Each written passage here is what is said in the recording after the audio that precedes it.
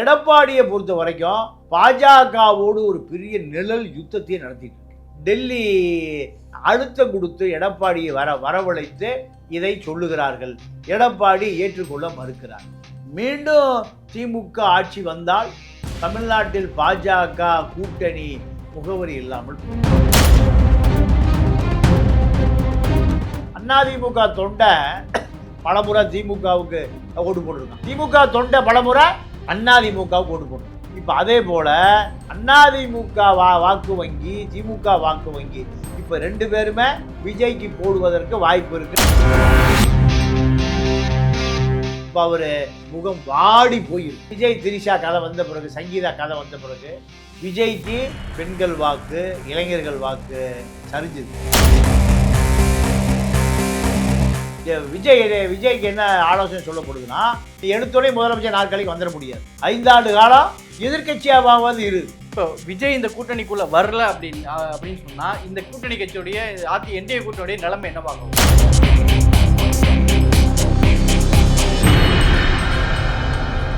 Reflect voice நேயர்களுக்கு வணக்கம். இன்றைய சிறப்பு நேர்காணலில் நாம் சந்திக்க இருக்கின்ற சிறப்பு விருந்தினர் மூத்த பத்திரிகையாளர் தமிழா பாண்டியன் அவர்களை வரவேற்று நிகழ்ச்சிக்குள் செல்வோம்.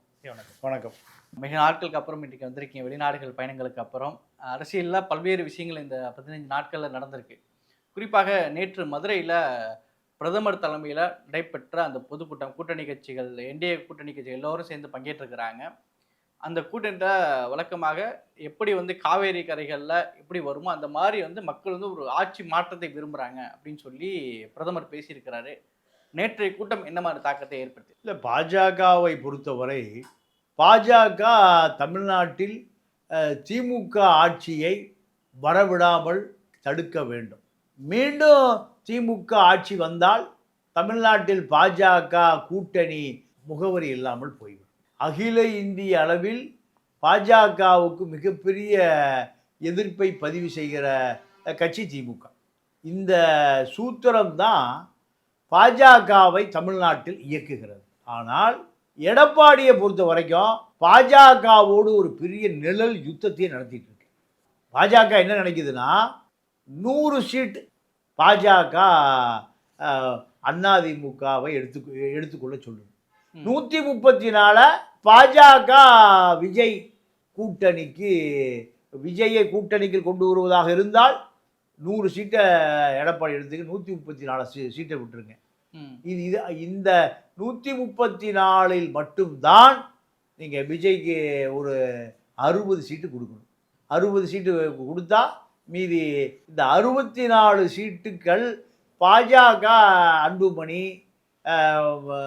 பாசன் போன்றவர்களை வைத்து ஆட்சி அமைக்கலான்னு பாஜக நினைக்குது. பாஜக என்ன நினைக்குதுன்னா, கூட்டணி ஆட்சி.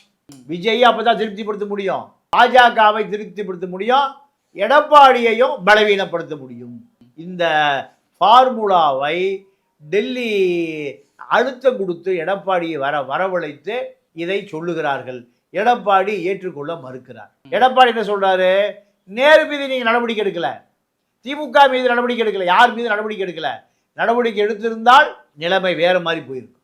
நீங்க நேரு மீது நடவடிக்கை எடுக்காம, வேலு மீது நடவடிக்கை எடுக்காம, மூர்த்தி மீது நடவடிக்கை எடுக்காம, சேகர் பாபு மீது நடவடிக்கை எடுக்காமல், வேலுமணி, தங்கமணி, சிவி சண்முகத்தை மட்டும் நீங்க செங்கோட்டையனை போல வைத்துக்கொண்டு என்னை பலவீனப்படுத்துவதிலேயே நீங்க குறியா இருக்கீங்க. இப்போ பியூஷ் கோயல் எடப்பாடி சந்திப்பில் என்னங்க நடந்துச்சுன்னா, நிறைய தொகுதிகளை, அதாவது அதிமுக வெற்றி பெற்ற தொகுதிகளை அவங்க கேட்குற மாதிரிலாம் தகவல்கள் வெளியே வருது. என்ன நடக்குது? கூட்டணி பேச்சுவார்த்தையில் அதிமுகவும் பாஜக இடையில என்னதான் நடக்குது? பாஜக விஜய் கூட்டணிகள் கொண்டு வருவதற்கு கடுமையாக முயற்சி பண்ணணும்னு எடப்பாடி அழுத்தம் கொடுக்குறாரு. இப்போ இருக்கிற பாஜக கூட்டணி வைத்ததுக்கு பிறகு எனக்கு முஸ்லீம், கிறித்துவர், தலித்து வாக்கு என்னை விட்டு போயிடுச்சு. நீங்கள் பாஜக கூட்டணி இல்லாமல் இருந்தால் எனக்கு திமுக பக்கம் இருக்கக்கூடிய முஸ்லீம், கிறித்துவர், தலித்து, அதிருப்தியாளர் வாக்கு வங்கி எனக்கு வரும். இது திருமாவளவனை நான் எப்படியா கொண்டு வந்திருப்பேன், ஒரு கம்யூனிஸ்டை கொண்டு வந்திருப்பேன். யார் சொல்கிறான்? எடப்பாடி சொல்கிறாரு. பாஜக வந்ததுனால இவர்களை எல்லாம் பக்கத்திலே வரமாட்டேன்ட்டாங்க. இப்போ நீங்கள் எனக்கு வந்ததுனால எனக்கு வாக்குச்சீட்டு இழப்பு தான் ஏற்படுத்தியிருக்கே தவிர எனக்கு வாக்கு வங்கி எனக்கு சேரலை. விஜய் அப்படி வருவதற்கு வாய்ப்பு இருக்கு. அவங்க தான் பாஜக வரமாட்டேன்றதுல உறுதியா இருக்கிறாங்கல்ல. இல்லை பவன் கல்யாண் மூலம் இல்லை பாஜக நேரடியா ஏதோ ஒரு அழுத்தம் கொடுத்துட்டு தான் இருக்கு. தேர்தல் முடிஞ்ச பிறகு வருத்தப்பட்டு விநியோகிச்சிருப்பில்ல. விஜய்க்கு என்ன ஆலோசனை சொல்லப்படுதுன்னா, எடுத்தோடனே முதலமைச்சர் நாற்காலிக்கு வந்துட முடியாது. 5 ஆண்டு காலம் எதிர்கட்சியாவது இரு, ஆளுங்கட்சியாக வர முடியலன்னா 5 ஆண்டு காலம் நீங்கள் திமுகவோ அதிமுகவோ ஆளுங்கட்சியாக வந்தால், நீ எதிர்கட்சியா அதிகாரத்துக்கு வரவில்லை என்றால் 5 வருஷம் கட்சியை நடத்த முடியாது. நீ கட்சி காணாமல் போயிடும். இப்போ விஜய் இந்த கூட்டணிக்குள்ள வரல அப்படின்னு சொன்னா இந்த கூட்டணி கட்சியுடைய என்டிஏ கூட்டணியுடைய நிலைமை என்னவாகும்? எடப்பாடி என்ன நினைக்கிறாருன்னா, அதிமுக வாக்கு 20% வாக்கு, பாஜக வாக்கு 5%, 25%. இந்த 25%க்கு மேலே திமுகவுடைய அதிருப்தியாளர்கள் வாக்கு 5% வரும்னு நினைக்கிறார். 30% அன்புமணி பாமக கொஞ்சம் தலித்து வாக்கு, இதையெல்லாம் 35% திமுகவுடைய அதிருப்தி வாக்கு பூரா விஜய் போகாது. இப்போவுமே நம்ம மக்களை பொறுத்த வரைக்கும் தோத்து போகிற கூட்டணிக்கு ஓட்டு போட மாட்டான். எதிரணி அதிமுக தொண்டை பலமுறை திமுகவுக்கு ஓட்டு போட்டிருக்கான். திமுக தொண்டை பலமுறை அதிமுகவுக்கு ஓட்டு போட்டிருக்கான். இதெல்லாம் நடந்திருக்கு. இப்போ அதே போல் அதிமுக வாக்கு வங்கி, திமுக வாக்கு வங்கி, இப்போ 2 பேருமே இந்த வாக்கு வங்கி அதிமுக வாக்கு வங்கி விஜய்க்கு போகாது. திமுக வாக்கு வங்கி திமுககாரன் அதிமுக போடாமல் விஜய்க்கு போடுவதற்கு வாய்ப்பு இருக்குன்னு ஒரு கருத்து இருந்தது. ஆனால் இப்போ விஜய் திரிஷா கதை வந்த பிறகு, சங்கீதா கதை வந்த பிறகு விஜய்க்கு பெண்கள் வாக்கு, இளைஞர்கள் வாக்கு சரிஞ்சிருக்கு. இந்த வாக்கு கண்டிப்பாக திமுகவுக்கு போகாது. அப்போ எங்கே போகும்? அதிமுகவுக்கு தான் போகும். இதுதான் இப்போ எடப்பாடி தெம்பா இருப்பதற்கு இது ஒரு காரணம். ஆனால் இப்போ அவர் முகம் வாடி போயிருக்கு. என்ன காரணம்? பாஜகவுடைய அழுத்தம் நாளுக்கு நாள் அதிகமாயிட்டே போகுது. பாஜக நீங்கள் விஜயை நாங்கள் எப்படியா கொண்டு தர்றோம், ஆனால் நீங்கள் கூட்டணி ஆட்சி அமைந்தே தீரணும். ஆட்சி பங்கு, அதிகாரத்தில் பங்கு. ஏன் பாஜகவும் அமைச்சரவையில் இருக்கணும், விஜய் ஆட்களும் அமைச்சரவையில் இருக்கணும். நேற்று என்டிஏவுடைய கூட்டத்தில் எல்லா கூட்டணி கட்சி டிடிவி தினகரன்லேருந்து ஜான் பாண்டியன்லேருந்து எல்லோருடைய புகைப்படமும் இருக்கு. முக்கியமான தமிழ்நாட்டுடைய தலைவராக இருக்கக்கூடிய எடப்பாடி பழனிசாமியுடைய பிக்சரே அந்த இதில் இல்லைன்னா திட்டமிட்டு பாஜக எடப்பாடியை சீன்றாங்களா? இல்லை, அதுதான் உண்மை. பலவீனப்படுத்துகிறாங்க. மறுபடியும் பல செங்கோட்டையனை உருவாயிட்டு இருக்கு.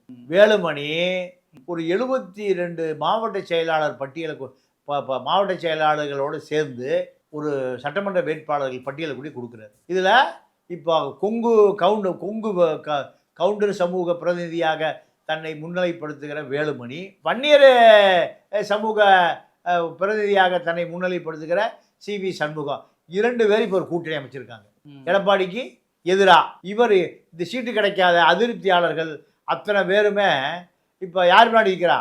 சிவி சண்முகம், வேலுமணி பண்ணி இருக்காங்க. எப்போது வேண்டுமானாலும் அவர்கள் செங்கோட்டையனா மாறலாம். செங்கோட்டையனா நாங்கள் சொல்லுவதை நீ கேட்டுக்கொள், பாஜக எடப்பாடிக்கு சொல்லுது. அப்படி கேட்கலைன்னா பல செங்கோட்டையன் இப்போ எங்கள் கட்டுப்பாட்டில் இருக்காங்க. செங்கோட்டையனை போல பல செங்கோட்டையன் எங்களுடைய சொல் பேச்சு கேட்பதற்கு தயார் நிலையில் வைக்கப்பட்டிருக்கிறார்கள். இதுதான் எடப்பாடியினுடைய முக வாட்டத்துக்கு காரணம். சரி, இப்போ திமுக கூட்டணியை எடுத்துக்கிட்டோன்னா சில கட்சிகள்லாம் தொகுதிகள் முடிஞ்சு வராங்க. நேற்று மதிமுக ஏற்கனவே கடந்த சட்டமன்ற தேர்தலில் 6 தொகுதிகளும் திமுகவுடைய சின்னம் உதயசூரியனில் போட்டிட்டாங்க. இப்போ இந்த முறை 3+1, 3 திமுக சின்னத்தில் 1 அவங்களுக்கான சொந்த சின்னத்தில் பண்ணுறதா இருக்காங்க. இப்போ திமுக கூட்டணி கட்சிகளுக்குள்ள இன்னும் விடுதலை சிறுத்தைகள், கம்யூனிஸ்டுகளாக இழுவரியாக இருக்குன்னு சொல்கிறாங்க. இப்போ இவங்களோட டிமாண்ட் என்ன? இது என்ன நடக்குது சார்? அதாவது இப்போ அந்த கூட்டணிக்குள்ள பெரிய குழப்பமே இப்போ பிரேமலதா வந்த பிறகு தான். பிரேமலதாவுக்கு இவ்வளவு முக்கியத்துவம் கொடுக்குற நீங்கள் 2 கம்யூனிஸ்டுகளை கண்டுகொள்வதில்லை. முருகன் அந்த கூட்டணியே வேண்டாங்க, சீட்டே வேண்டாங்கிறார். பிசிகா டபுள் டிஜிட்டல் கொடுத்தா பேசுவோம், இல்லைன்னா எங்களுக்கு தேர்தல் உடன்பாடே வேண்டான்னு சிறுத்தை நீங்கள் முறுக்கிட்டு நிற்கிது. இந்த சூழலில் திமுகவை பொறுத்தவரை எப்படியாவது வெற்றி பெறுவதற்கு பிரேமலதா ஃபார்முலாவை திமுக யார்கிட்ட வச்சுருக்கு? இப்போ விசிகாட்ட வச்சுருக்கு, வைகோட்டை வச்சுருக்கு, கம்யூனிஸ்ட்கள்கிட்ட வச்சுருக்காங்க. இதெல்லாம் இவர்களுக்கு வேறு போக்கணும் இல்லை. ஏன்னா எதிராக எடப்பாடி தனியாக இருந்தானே பேசுவாங்க. அங்கே யார் இருக்கா? பாஜக இருக்குது. பாஜக இருக்கிற காரணத்தினால தான் எடப்பாடிக்கு காப்பாற்றியதும் பாஜக, இப்பொழுது அழித்து கொண்டு இருப்பது பாஜக. எடப்பாடி ஆட்சியை காப்பாற்றி 110 சட்டமன்ற உறுப்பினர்களை வைத்து 5 வருஷம் முடித்தாங்க. 118 பேர் இருக்கணும். அப்படி விட்டு பல அரசு ஆவணங்கள் இருக்குது, எங்களுக்கு 110 எம்எல்ஏ ரெடியாக இருக்காங்கன்னு. ஆனால் 8 சட்டமன்ற உறுப்பினர் இல்லாமல் ஆட்சியே இப்போ 5 வருஷம் ஓட்டி முடிச்சிட்டார். அதே சூழல் தான் எடப்பாடியை பொறுத்தவரை என்ன நினைக்கிறாரு, நமக்கு அதிமுகவை பாஜக கடந்த 2016-21 காப்பாற்றியதைப் போல கரையேற்றியதைப் போல நம்மளை கரையேற்றுவதற்கு எனக்கு லாபம் வேணுயா, எனக்கு என்ன அதில் பலன்? ஒரு 25 எம்எல்ஏ வந்துட்டாங்கன்னா, ஒரு 20 எம்எல்ஏ வந்துட்டாங்கன்னா அதில் எங்களுக்கு 2 மந்திரியை கொடுங்க, 2 மந்திரியும் கட்சி வளர்ப்பார்கள். இந்த ஒப்பந்தத்தை பாஜக அடித்து அதிமுக கேட்குது. இப்போ அதிமுக திணறி கொண்டு இருக்கிறது. இல்லை, திமுக கூட்டணிக்குள்ள மற்ற கம்யூனிஸ்ட்கள் என்ன டிமாண்ட் வைக்கிறாங்க, திமுக என்ன டிமாண்ட் சொல்லுதுங்க? இல்லை, திமுக கூட்டணிக்குள்ள சின்ன சலசலப்பு இருக்கும், சரியாக போயிடும். ஏன் அவர்களுக்கு வேறு போக்கிடமே இல்லை. திருமாவுக்காகட்டும் கம்யூனிஸ்டுகளாகட்டும் 2 பேருக்குமே போக்கிடமே இல்லை. அதனால் திமுக கூட்டணிக்குள்ள எந்த குழப்பமும் வந்து அது கொஞ்ச நாளில் சரியாக போயிடும். இப்போது பிரேமலதா வர்றது அவங்களுக்குள்ள ஒரு அதிருப்தி ஏற்படுத்தியிருக்குதா? கண்டிப்பாக பெரிய அதிருப்தி. ஏன்னா ஒரு நாடாளுமன்ற உறுப்பினர் ராஜ்யசபா என்பது 34 சட்டமன்ற உறுப்பினர்கள் ஓட்டு போட்டு தேர்ந்தெடுக்கக்கூடிய பதவி இது. 1/2% வைத்திருக்கிற உங்களுக்கு இவ்வளோ பெரிய பதவி, இவ்வளோ பெரிய பொறுப்புனா, 2 கம்யூனிஸ்டுகள், வேல்முருகன் எம்பி சீட் கேட்குறாரு, நான் டெல்லிக்கு போகிறேன், ராஜ்யசபா போகிறேன்னு கொடுக்க மறுக்கிறாங்க. திரும்ப 2 இலக்கம் 10 சீட்டு கம்மி வாங்கவே மாட்டோம், இப்படி அவர் டிமாண்டு. இந்த டிமாண்டெல்லாம் தேர்தல் நெருங்க கூப்பிட்டு பேசி சில பொட்டிகளை கொடுத்து சில கட்டிகளை கொடுத்து பேச்சுவார்த்தை முடிவுக்கு வரும். திமுக கூட்டணியில் எந்த குழப்பமும் எப்போதும் வராது. சரி, இப்போ சசிகலா அவர்களோ அல்லது ராமதாஸ் அவர்களோ இப்போ இவர்களுடைய அரசியலுங்கிறது இன்னும் பேசப்படாமலே இருக்குது. இப்போ இவங்க இந்த 26 தேர்தலில் என்ன ரோல் பண்ண முடியுங்க இப்போ இருக்கக்கூடிய நிலைகள்லாம்? இதுவரை என்ன ரோல் செய்தார்களோ இனிமேலும் அந்த ரோல் தான். ஒரு ரோல் இல்லையே. ஐயா ராமதாஸ் மகன் சொல்லிட்டாரு, இன்சியலாக யாரும் போட வேண்டாப்பான்ட்டார். கட்சிக்காரங்கிட்ட பேனர் எழுதும்போது அன்புமணின்னு மட்டும் எழுது, ராமதாஸே போடாத. இனி இப்போ தேர்தல் பிரச்சாரத்தில் அன்புமணி பேர் மட்டும்தான் இருக்கும், ராமதாஸுக்கு இன்சியலே இருக்காது. அந்த அளவுக்கு அவர் தயார் நிலைக்கு வந்துட்டார். அதே போல் சசிகலாவை பொறுத்த வரைக்கும் அதிமுக கூட்டணியுடைய கதவுகள் அடைக்கப்பட்டிருக்கு. பாஜக வழியாக உள்ளே வருவதற்கு முயற்சி பண்ணுது, டிடிவி வந்ததை போல. அதுக்கு எடப்பாடி கதவை திறக்கவே மாட்டேங்கிறார். ஏன் எடப்பாடி கதவை திறக்க மாட்டேங்கிறாருன்னா, சசிகலாவால் மீண்டும் பழைய குழப்பம் வரும், பழைய உள்கட்சி தகராறு வரும். இதை நினச்சி தான் எடப்பாடி சசிகலா வேண்டவே வேண்டாங்கிறார். அப்படி வாக்கு வங்கி இல்லை, ஓட்டு இல்லை. அமித்ஷா கூட்டம் சசிகலாவை சேர்த்துக்கொள்ளுன்னு சொல்கிறாங்க. இது கண்டிப்பாக எடப்பாடி கை ஓங்கினால், பாஜகவை கட்டுப்படுத்தினால் சசிகலாவை அந்த கூட்டணியில் சேர்த்துவதற்கு ஒரு காலம் விரும்ப மாட்டார். எடப்பாடி 100% அதை தவிர்த்துருவார். சரிங்க, பல்வேறு விஷயங்களை பேசியிருக்கோம். மற்றொரு பகுதியில் சந்திப்போங்க. கருத்துக்கு நேரத்துக்கு மிக நன்றி. நன்றி, வணக்கம்.